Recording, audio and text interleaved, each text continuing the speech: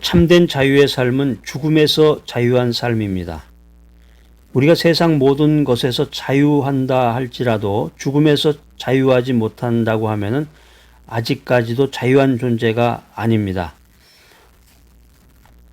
사도 바울은 로마서 5장 14절에서 죽음이 아담 이래로 지금까지 살고 있는 모든 사람 위에 왕노릇한다고 말하고 있습니다. 가장 강력한 지배자, 가장 강력한 독재자인 죽음에서 벗어날 수 있는 사람은 이 세상에 아무도 없습니다.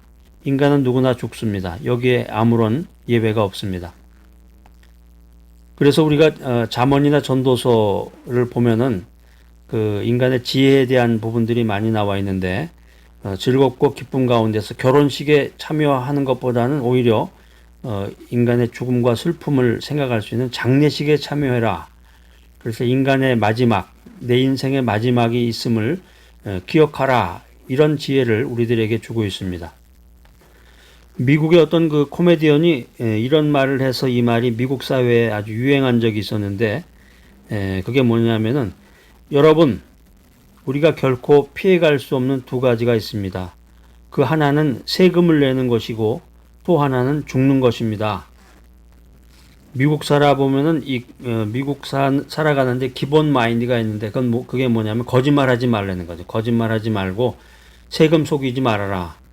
그러니까 세금 미국 연방정부에도 내고 주정부에도 내고 또 어떤 때는 카운티라고 그래서 카운티나 시에도 내는데 그 연방정부 뭐 주정부 카운티 시에다 내는 그 세금을 속이게 되면은 지옥 끝까지 쫓아온다는 거예요. 그 사람들이.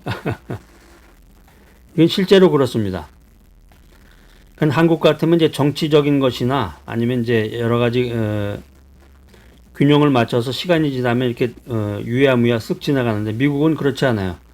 20년, 30년, 심지어는 뭐 40년, 50년이 지난 그런 사건도 문제가 발견이 되거나 잘못을 발견했을 때 위법하다. 반드시 그것을 들춰내서 처벌하는 사회가 미국입니다. 그러니까 이 미국이 얼마나 악착같이 세금을 거두는지를 이제 풍자했던 말인데 이제 한국은 그 전에 다큐멘트나 이제 뉴스에 보니까 고액 세금을 안 낸 사람들이 그렇게 많더라고요. 그래서 이 핑계에 저 핑계 대면서 이렇게 막 그 세금을 안 내고 피해가는 사람들이 있는데 그런데 죽음이라고 하는 것은 이렇게 핑계 대면서 피해갈 수 있는 게 아니라는 거예요. 그렇기 때문에 인생이라고 하는 것은 사람들은 죽음에 대한 두려움, 죽음이 가져올 삶의 종국에 대한 이 불안에 속박을 당하고 있는 것입니다. 왜 그러냐면 이 태어나는 날은 있잖아요. 누구나 자기 생일이 있잖아요. 태어나는 것은 순서대로 태어나지만 죽는 거에는 순서가 없다. 언제 어디서 어떻게 죽을지 아무도 모르는 거예요. 그래서 코로나 확진을 받아서 병원에 가서 다시 검진을 해보니까 음성으로 판정을 받아서 룰루랄라 너무나 기뻐서 나오다가 교통사고로 죽은 사람 얘기를 들은 적이 있는데 결국에 가서 이 죽음에서 자유하지 못하면 진정으로 자유하는 인생이 될 수 없다라고 하는 것입니다. 자, 그럼 이게 뭐 성경에는 여기에 해답이 없나요? 성경에 나와 있는 그 진리를 좀 알려주십시오. 그러니까 우리가 인생 살아가면서 어떻게 죽음의 속박에서 자유할 수 있을까? 이걸 우리가 이제 성경을 통해서 하나님의 말씀 가운데서 우리가 이 진리 가운데서 자유함을 얻는 거죠. 이 고린도 후서 5장 1절에 그 해답이 적혀 있습니다. 만일 땅에 있는 우리의 장막집이 무너지면 하나님께서 지으신 집, 곧 손으로 지은 것이 아니요 하늘에 있는 영원한 집이 우리에게 있는 줄 아나니. 갑자기 죽는단 말이에요, 사람이. 그러니까 최근에도 제가 40대 초반인데 미국 변호사고 아주 잘 나가는 사람인데 갑작스러운 그 죽음을 맞이했다는 그런 소식을 들은 적이 있는데 갑자기 죽는 거죠. 성경에 나와 있는 대로 장막 같은 우리의 육체가 장막이라는 건 쉽게 말하면 텐트나 마찬가지예요. 우리가 이 튼튼한 집에서 살게 되는데 그 대비되는 말로서 임시 천막을 얘기하는 거죠. 장막 같은 우리의 육체가 반드시 무너지는 날이 찾아온다라고 하는 것입니다. 그러나 사도 바울은 하나님께서 지으신 집이 있기 때문에 죽음 앞에서 낙심하지 않는다 이런 고백을 하게 됩니다. 고린도후서 4장 16절에 보면 겉사람은 후패하나 우리의 속은 날로 새롭도다. 이런 말을 하면서 죽음 앞에서 죽음을 넘어 희망을 노래하고 있습니다. 사도 바울이 이런 고백을 할 수 있었던 그 비결은 무엇일까? 그 비결은 무엇일까? 그것은 하나님께서 우리를 위하여 영원한 집을 예비해 두셨다는 그 확신, 그 믿음과 확신에 있다는 것입니다.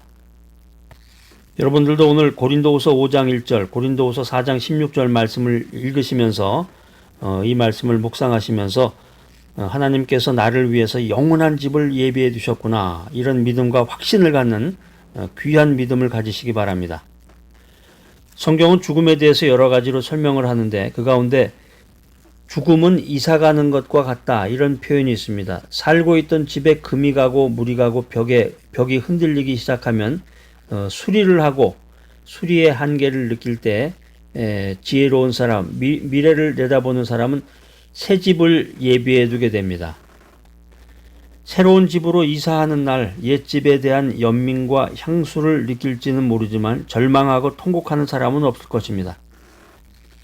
아파트를 장만해서 아파트 예전에 25평, 27평의 화장실 하나짜리 집에 살다가 귀한 아파트 57평짜리 화장실 3개짜리 2개나 3개짜리 집으로 이사 간다 그럴 때 얼마나 기대감을 갖겠어요.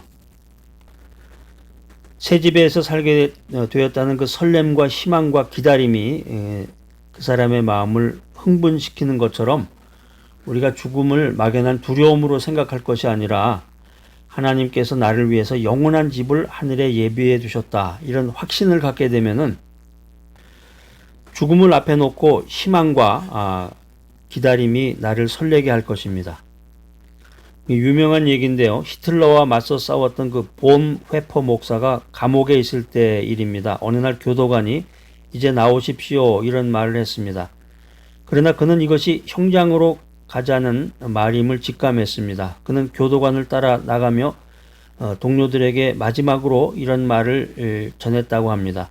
친구들이여, 걱정하지 마십시오. 저는 이제 새로운 삶을 시작하기 위해서 떠납니다. 이것은 새로운 삶의 시작입니다. 야, 본회포 아주 멋지네요. 멋진 말 남겼네요. 이 말이야말로 영원한 집을 예비해 둔 사람만이 말할 수 있는 당당한 고백이라고 생각합니다. 여러분 어떠십니까? 여러분은 죽음을 앞두고 죽음의 길을 떠나게 될 때 어떤 말을 세상에 남겨놓고 떠나시겠습니다. 어떤 말을 남기고 떠나시겠습니까? 친구들이여, 걱정하지 마십시오. 저는 이제 새로운 삶을 시작하기 위해서 떠납니다. 이것은 새로운 삶의 시작입니다. 인생에서의 죽음이라고 하는 것은 계약 기간이 만료돼서 이제 새로운 집으로 이사가는 것과 같습니다. 우리가 여행 중에 환승기차를 갈아타는 것과 같은 의미일 것입니다. 인생에서의 참된 자유의 삶은 죽음에서 자유한 삶입니다. 하나님이 내 목자가 되신다면 우리는 죽음의 달이라도 찬양하며 건너갈 것입니다. 오늘 이 귀한 메시지 들으시는 여러분들, 진정한 자유, 복음이 주는 자유 안에서 살아가는 귀하고 복된 여러분 모두가 되시기를 간절히 기대합니다.